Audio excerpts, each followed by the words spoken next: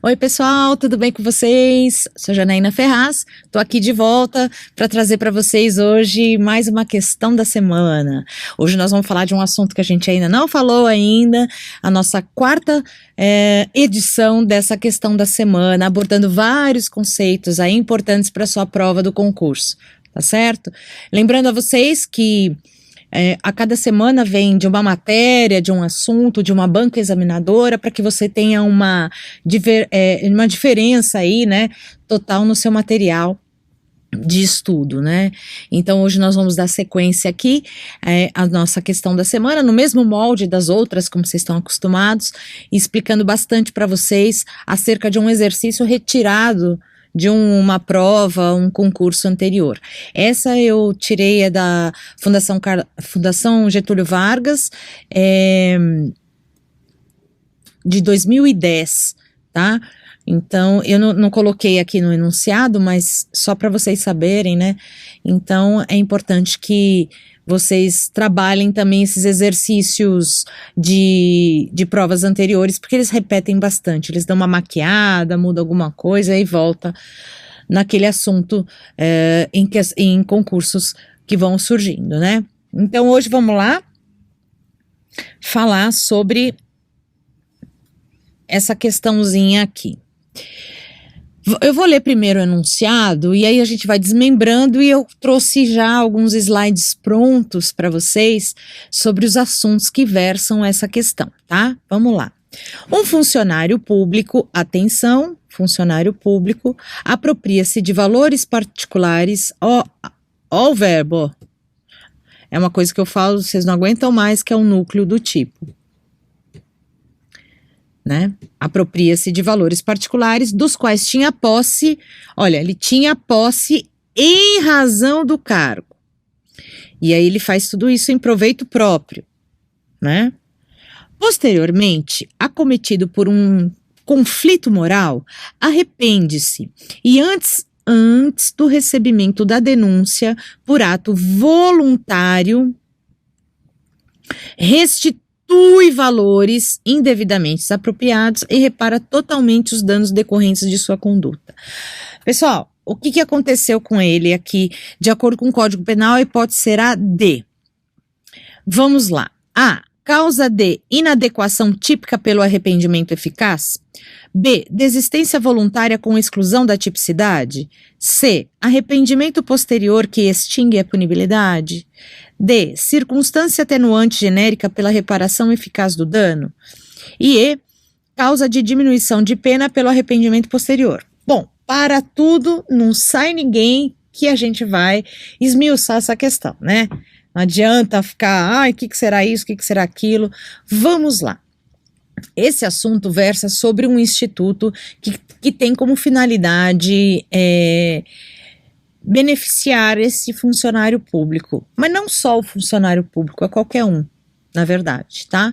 Então nós temos aqui tanto a desistência voluntária, o arrependimento posterior e o arrependimento eficaz. Esses três institutos estão tipificados no artigo 15 e 16 do Código Penal, pessoal, e trazem diferenças. Na prova eles misturam, como vocês estão vendo aqui, para tentar confundir vocês. Então vamos individualizar cada um deles para a gente entender qual é o papel de cada um desses e em qual desses nosso funcionário público se enquadra. Vamos lá? Olha só. Então eu tenho a tabelinha aqui, ó, desistência voluntária, arrependimento eficaz e posterior. Vamos começar com a desistência voluntária. Pessoal, atenção, olha aqui para mim antes de ler, né? Senão fica fácil, aí não tem graça. Na desistência voluntária, o próprio nome já diz, ele desiste voluntariamente. Lembra que a gente falou sobre, em algum momento, né? A gente falou sobre o iter criminis. Então, o iter criminis significa a trajetória do crime. É o caminho que o crime precisa percorrer até chegar à sua consumação. Dentro do iter criminis, eu tenho cogitação, que é o pensamento do criminoso, atos preparatórios, onde ele vai preparar o que ele precisa, execução e, finalmente, a consumação do crime. Tá bom. Na desistência voluntária, ele desiste voluntariamente num processo desse. Ele desiste durante essa trajetória, durante a execução do crime. Ele está no processo executório e resolve interromper voluntariamente. Então, na desistência voluntária, ele interrompe o processo de execução do crime voluntariamente, certo? Ele está lá subtraindo os valores e fala, não, peraí, o que eu tô fazendo? Meu Deus, isso é corrupção, não posso fazer isso, ou isso é peculato, né? Então ele é cometido por um sentimento, sozinho, ele com ele mesmo. Se alguém chegar e falar alguma coisa pra ele, fala assim, cara, o que você tá fazendo?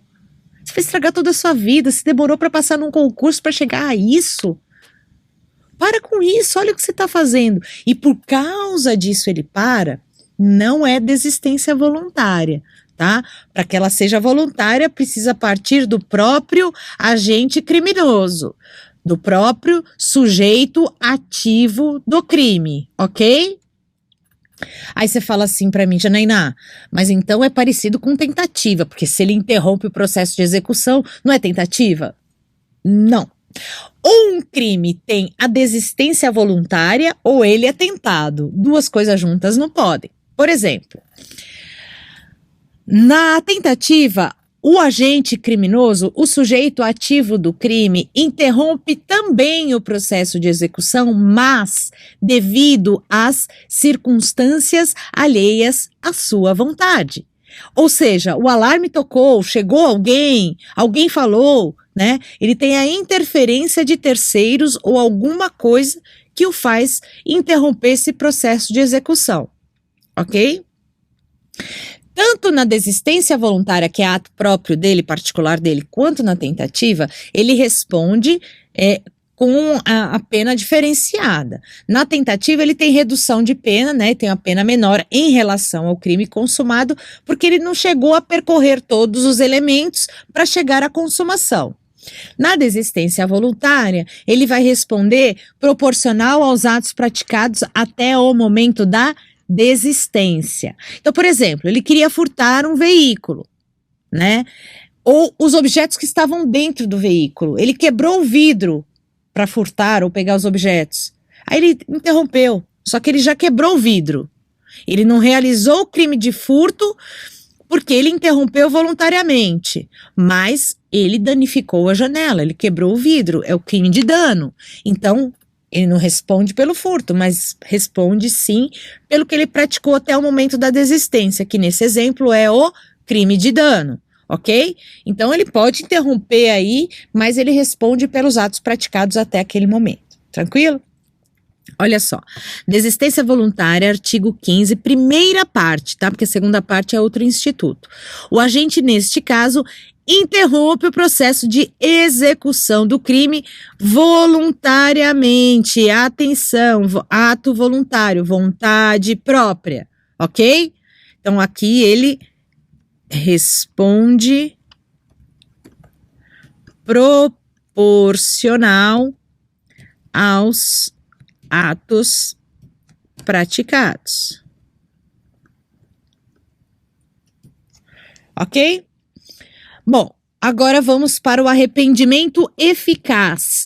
Arrependimento eficaz é aquele do veneno.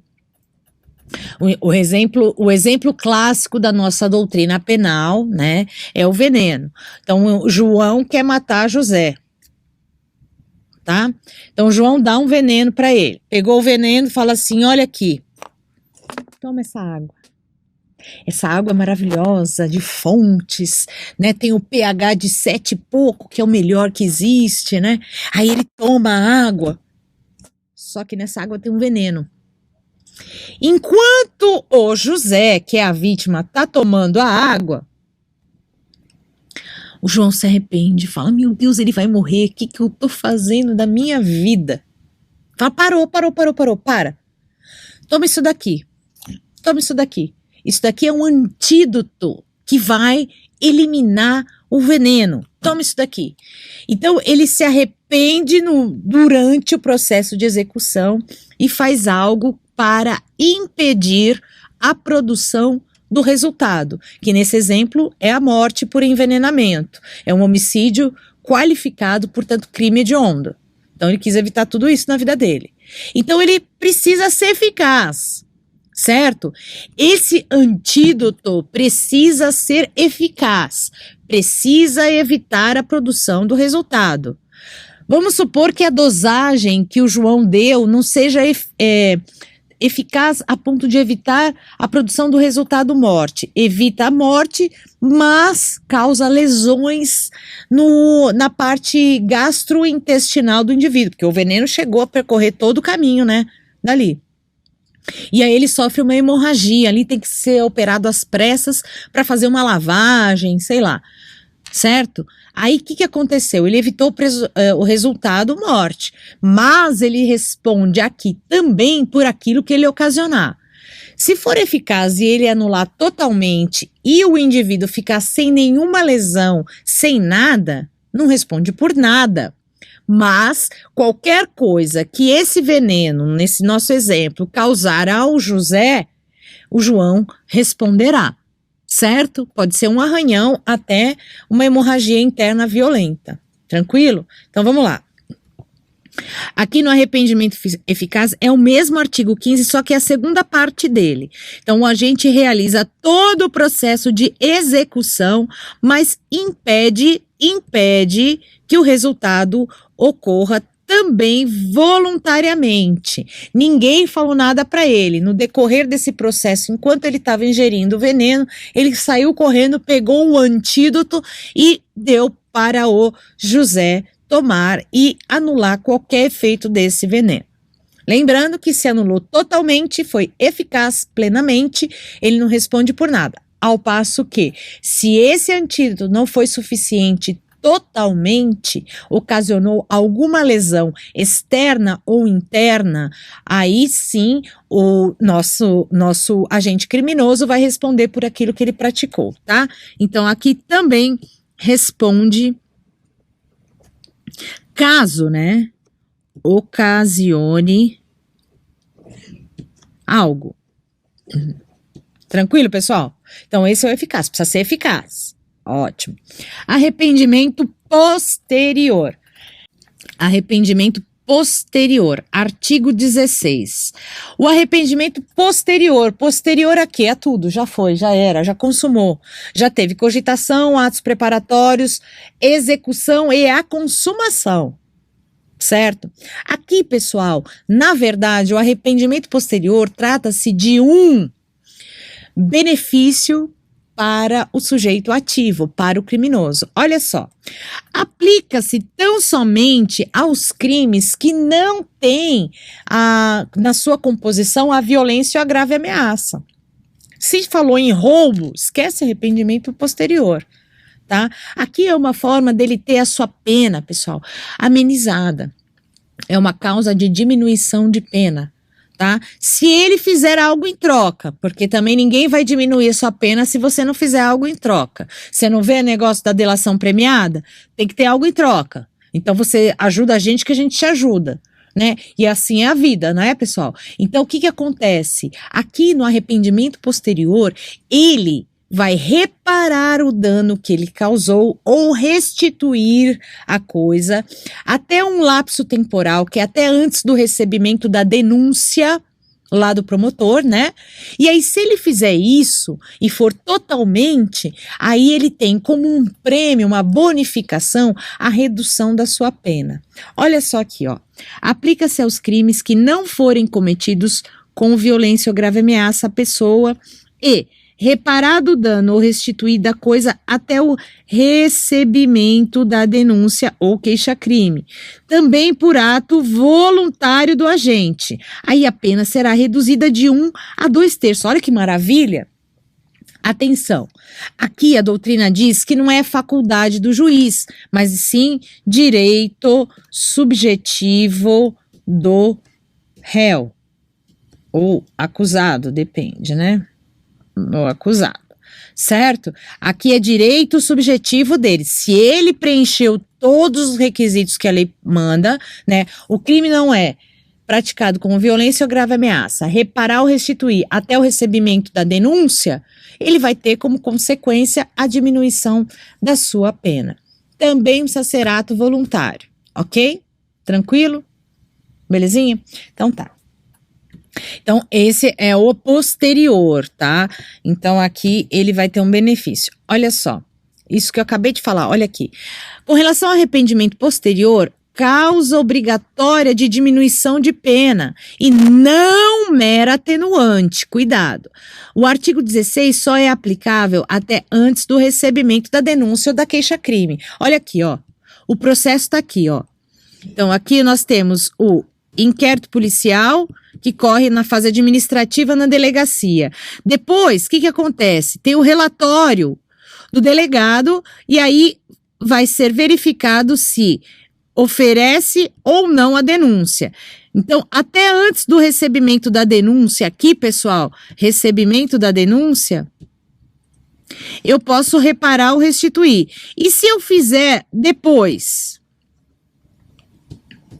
Né? A pergunta que vem, né? Então, se eu faço até o recebimento da denúncia, eu já entendi que eu tenho uma causa obrigatória de diminuição de pena, portanto, ele vai ter a redução dessa pena de 1/3 a 2/3. Ótimo. Agora, e se ele se arrependeu bem posteriormente? Se foi depois que teve o recebimento da denúncia da queixa-crime, já estava tramitando o processo lá, a ação penal, o que faz? Aí, nesse caso, ela não é aplicada no arrependimento posterior, vai ser uma simples atenuante. Nossa, mas mesmo assim, o que é diferente? Atenuante é pouca coisa que vai diminuir. Na causa de diminuição, reduz de 1/3 a 2/3. Certo? Então, compensa muito mais ele reparar até antes do recebimento da denúncia para ele ter o benefício do que posteriormente, certo? Então, vamos lá. Ó, caso a reparação, a restituição seja feita após o recebimento da denúncia, servirá apenas como atenuante, de acordo com o artigo 65, inciso 3, a linha B, última parte, ou seja, aí vai ser faculdade do juiz. Atenção, olha para mim. Se ele reparar o dano, restituir a coisa, observando os requisitos do artigo 16, lembra que eu falei? Não é faculdade do juiz, mas sim direito subjetivo do indivíduo, aquele que ele, pessoa, ele, José, João, Tício, Mévio, Caio, tem direito, ok? Direito subjetivo do réu, do acusado, do agente ativo, qualquer que seja a nomenclatura. Ok? É direito dele. Agora, se ele reparar ou restituir após o recebimento da denúncia, em qualquer fase que esteja, aí, se houver, será uma atenuante genérica, que está lá no artigo 65, 3, a linha B. E nesse caso, fica a critério do juiz. O juiz é que vai verificar se ele vai aplicar essa atenuante ou não, porque neste momento passa a ser faculdade do juiz. Ele pode entender que ele não fez mais que obrigação de devolver quem mandou perder o prazo, né? De repente é um juiz linha dura, vai saber, né? Tá certo? Então é isso aí.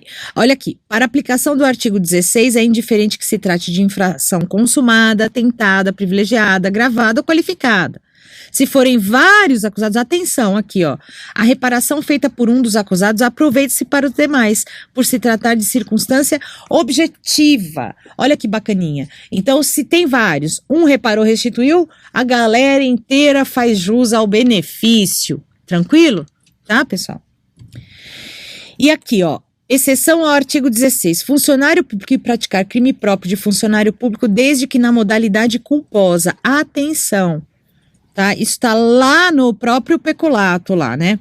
Haverá exceção quanto ao artigo 16, no caso da reparação do dano. Olha aqui.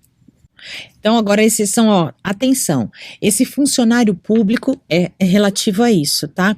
Que praticou um crime na modalidade, crime próprio de funcionário público na modalidade culposa. É o peculato culposo, que é o único crime próprio de funcionário público previsto na forma culposa. Tá? Porque ele, sem querer, o dinheiro apareceu na conta dele. Imprudência, negligência e imperícia. tá bom?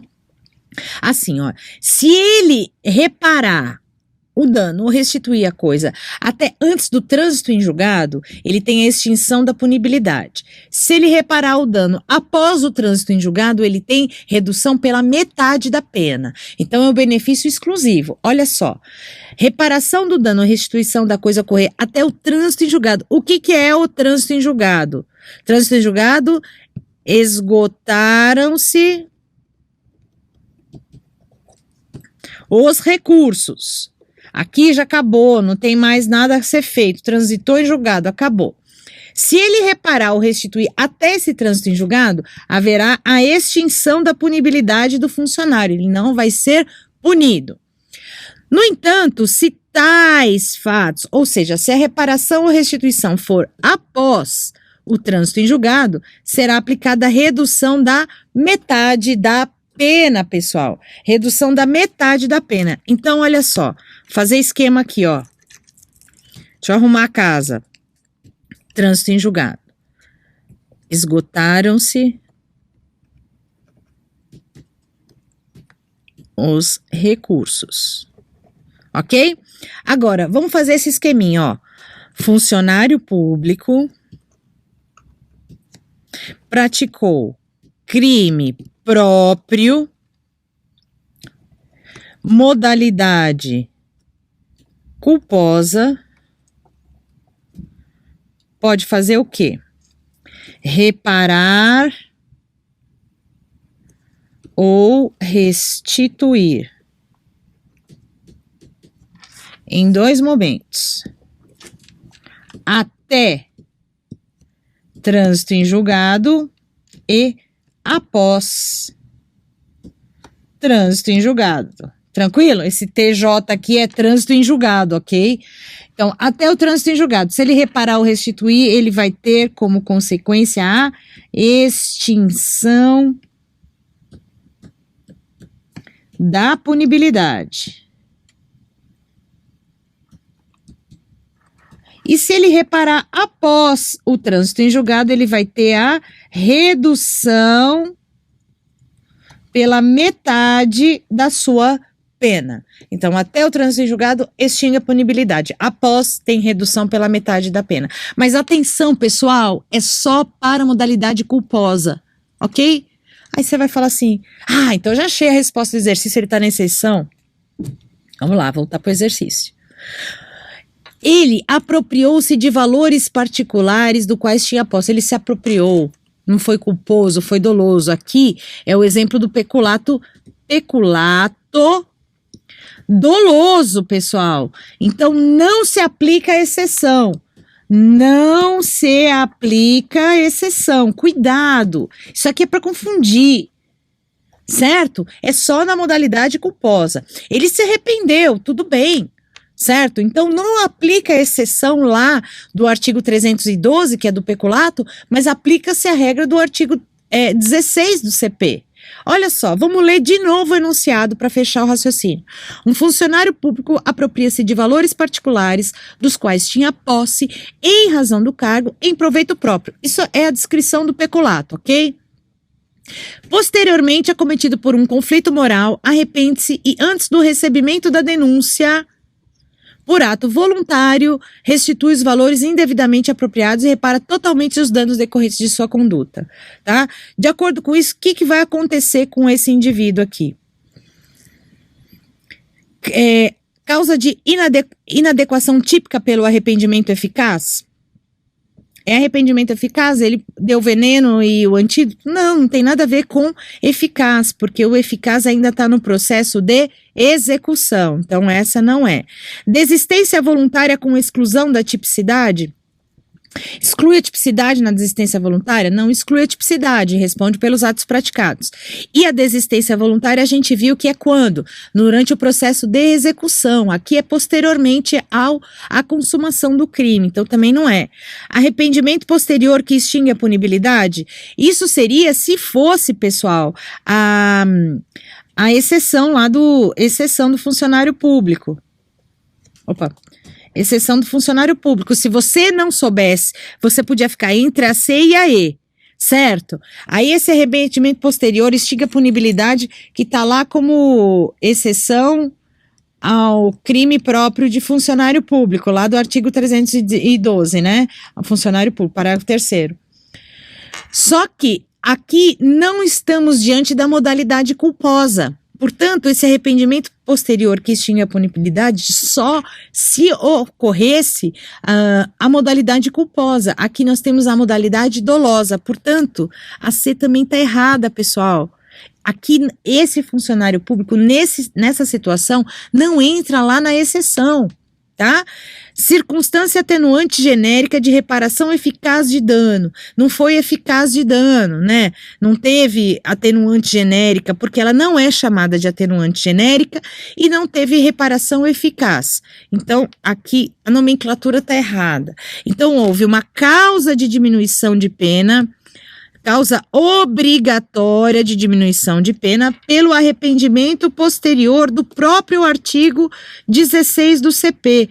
Então, cuidado, aqui talvez eles quisessem que você confundisse com a exceção lá, certo? Então, observem, modalidade culposa, exceção, aplica ao funcionário público, mas aqui nós estamos na modalidade dolosa, portanto ele segue a regra geral do artigo 16, que é o arrependimento posterior, que é exatamente o que ele fez, ó. Crime sem violência ou grave ameaça, ok. Reparou o dano, restituiu a coisa, ok. Até antes do recebimento da denúncia, ok. Então, ele terá direito, como consequência, de acordo com o artigo 16, à diminuição da pena pelo arrependimento posterior aqui. Alternativa E. Então, vejam, a questão nem é tão difícil, mas você pode confundir na hora, assim, muita informação, muito estudo, né? Então, ó, é super complexo aqui porque a gente foi esmiuçando cada instituto aqui, tá? Então, deu uma estudada, artigo 15 e 16 fala de desistência voluntária, arrependimento eficaz e posterior e cuidado com as exceções aí no caso do funcionário público, mas só cabe se for modalidade culposa e no caso o único que tem previsibilidade legal é o peculato culposo, tá? Então, cuidado aí no enunciado, o que diz o núcleo do tipo, o que diz o verbo, qual é a historinha que está sendo contada. Tranquilo, pessoal? Essa foi mais uma questão da semana, espero ter ajudado vocês. Qualquer coisa, olha só, site do Setor EAD, página no Facebook, novidades mil por aí. Espero vocês no nosso próximo encontro, na nossa próxima questão da semana. Um beijão, tchau, tchau, pessoal!